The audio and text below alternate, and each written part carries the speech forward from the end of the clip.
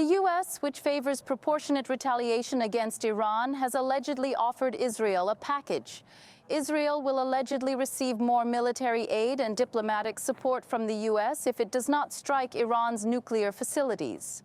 On the other hand, the Israeli military's capacity to strike Iran's nuclear facilities without U.S. assistance is viewed with skepticism. Will the ongoing cycle of retaliation between Iran and Israel escalate into a nuclear crisis? The tension-filled wait continues as the Biden administration strives to defuse the escalating situation in the Middle East. Their focus now is on steering Israel away from the potentially devastating option of initiating a strike on Iran's nuclear facilities. Reports from the Times of Israel reveal that the United States, in support of a proportionate response, has presented Israel with a comprehensive package. In exchange for refraining from attacking Iran's nuclear sites and oil infrastructure, Israel would receive compensatory assistance from the United States. This assistance would include an increase in military aid and enhanced diplomatic support on the international stage.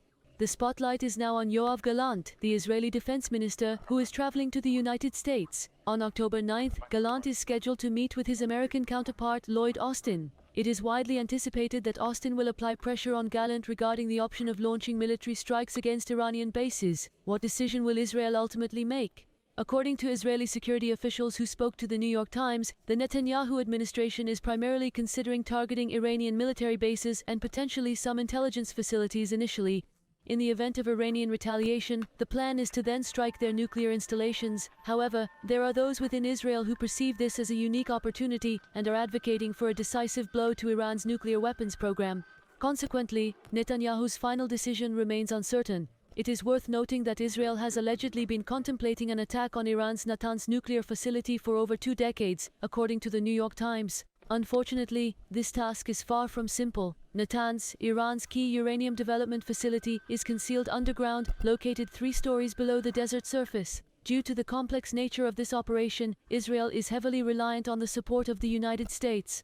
Fighter jets would require refueling during long-range flights, and the largest American-made bunker-busting bombs, alongside American B-2 fighter jets capable of deploying them, would be necessary to effectively target the subterranean facility.